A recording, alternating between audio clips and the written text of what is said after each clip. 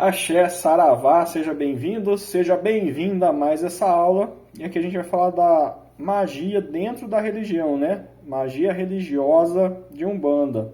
A Umbanda é uma religião mágica por si só, uma religião magística.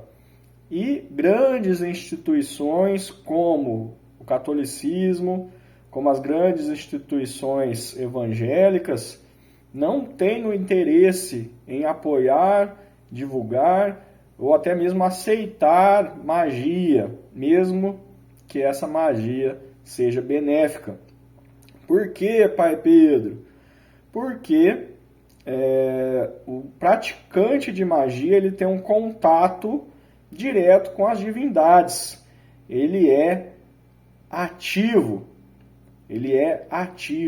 E essas instituições, elas querem pessoas passivas, ovelhas e não leões. Então, por isso, não há um interesse em magia, em explicar magia e ensinar magia. Porém, a magia existe desde que o mundo é mundo, existe em todas as culturas do mundo, praticamente em grande maioria também de crenças e religiões pelo mundo que ensinam e pregam magia, né? Porém, as grandes e maiores que querem ovelhas não ensinam, não divulgam e não têm interesse em magia. E ainda condenam, né?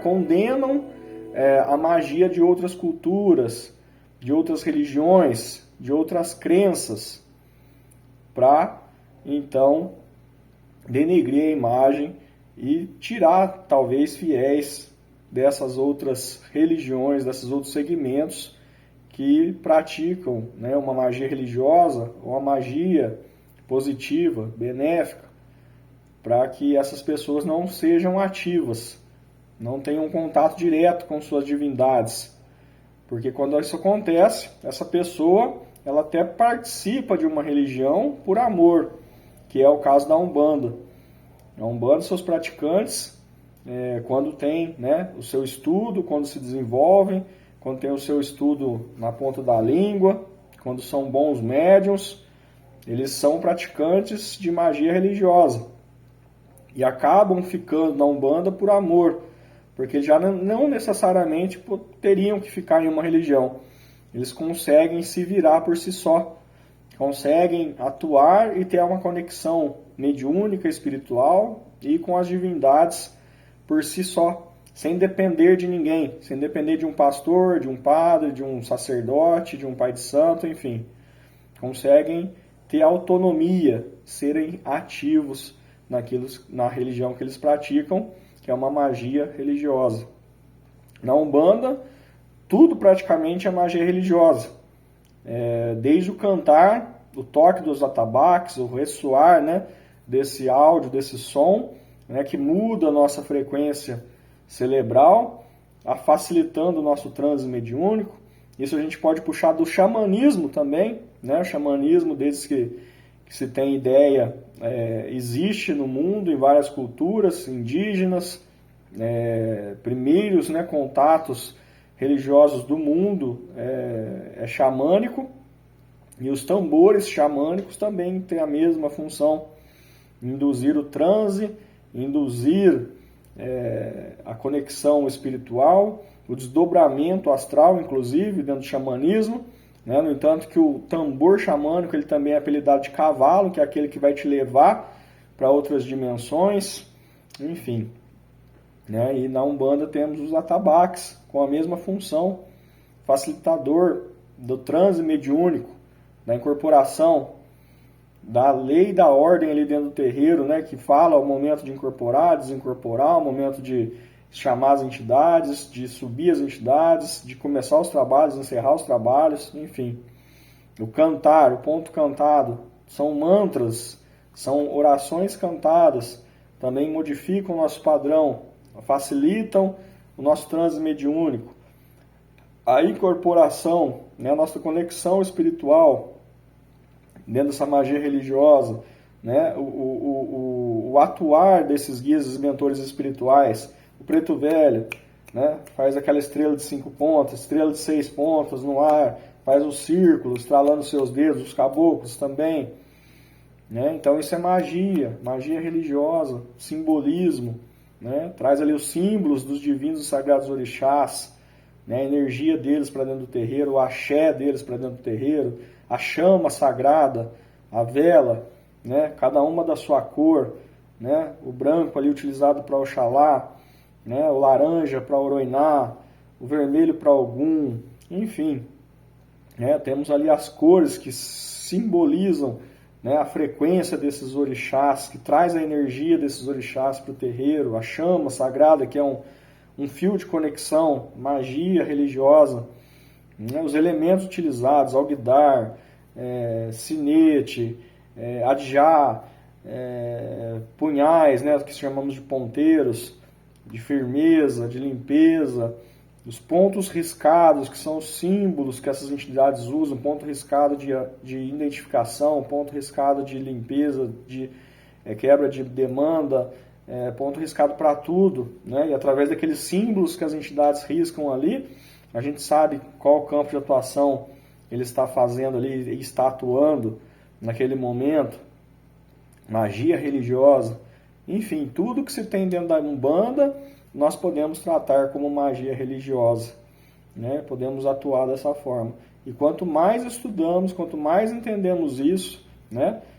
Quanto mais entendemos as nossas divindades, a gente avança mais, né? Consegue explicar mais, consegue se livrar da fé do medo, consegue se livrar dos mitos e dos dogmas que a Umbanda não deve ter. Então, é isso. Tá? É isso que a gente tem que entender nesse momento aqui. Entender que a gente participa, a gente frequenta e a gente atua dentro de uma religião mágica religiosa, que é a Umbanda. Né? E muita coisa se parece com isso aí fora.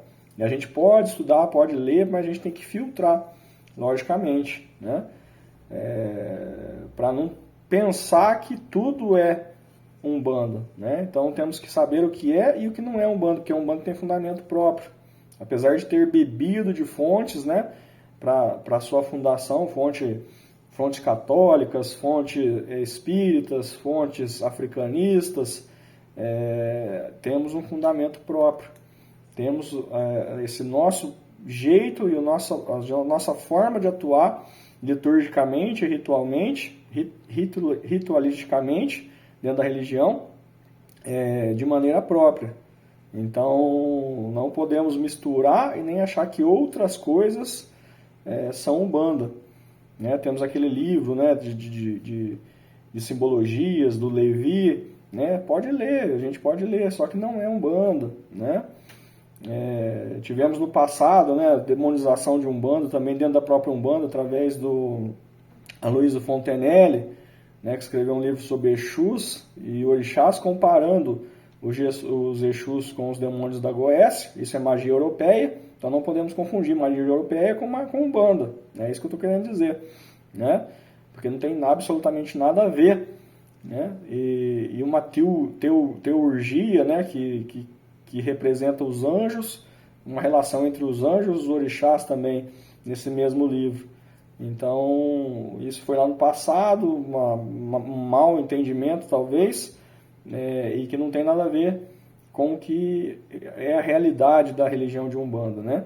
Os Exus não são demônios, muito menos Goécia, os orixás não são anjos, muito menos teurgia da magia europeia, e a gente tem que entender isso. Né? Orixás são divindades, são co-criadores do universo, são as próprias energias de Deus emanadas em tudo e em todos, né? Nessa vastidão, imensidão de universo que a gente tem, não é só na Terra, né? São energias, não são seres humanos, e a gente humaniza para tentar entender melhor. Né? E colocamos nomes, né? Como Oxalá, como Logunã, como Oxum, Oxóssi, Oxumaré, o Baloaê, o Molu, enfim. Né?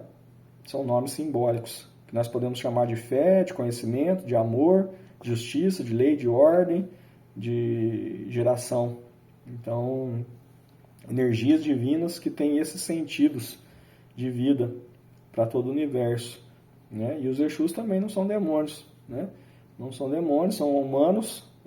Essas entidades que trabalham no terreiro são humanos, assim como nós, né? Os Exus homens, assim como nós, tiveram suas vidas, seus reencarnes, seus processos evolutivos e hoje atingiram um grau e auxiliam na nossa religião de Umbanda e também em outras religiões, em outros locais, em outras dimensões, atuando dentro do seu padrão de vibração, né? E as pombagiras também são mulheres, assim como nós, mulheres, né, aqui encarnadas, que estão aqui na Terra e tiveram seus processos, tiveram sua evolução, tiveram, enfim, todo o seu processo, atingiram um grau assim como Exu e hoje vem também auxiliar aí na Terra, nas religiões, em outras dimensões também, dentro do seu padrão vibratório, né?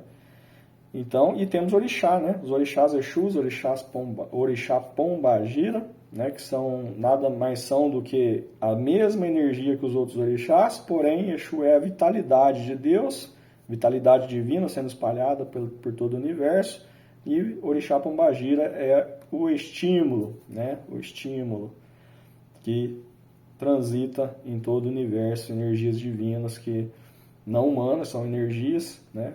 São braços de Deus que a gente fala, braços de Olorum, e que circulam o universo.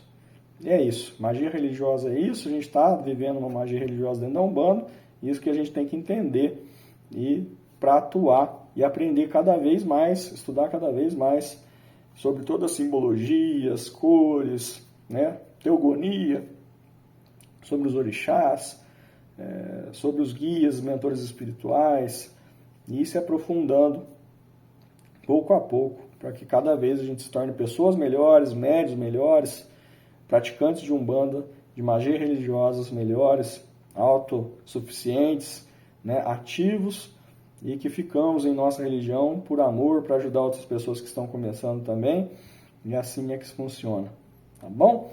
Isso aqui eu queria dizer para vocês nessa aula, e vamos partindo para a próxima, e já está terminando o nosso curso de Teologia, e espero que vocês estejam gostando até aqui. Acredito que quem fez o curso inteiro, quem não pulou etapas, quem fez certinho, tem um outro entendimento sobre a religião de Umbanda, um entendimento avançado, hoje consegue explicar o que é Umbanda, o que não é Umbanda, consegue saber atuar dentro da Umbanda de forma ética, responsável, com um ensinamento teológico dentro dessa religião. Gratidão, axé.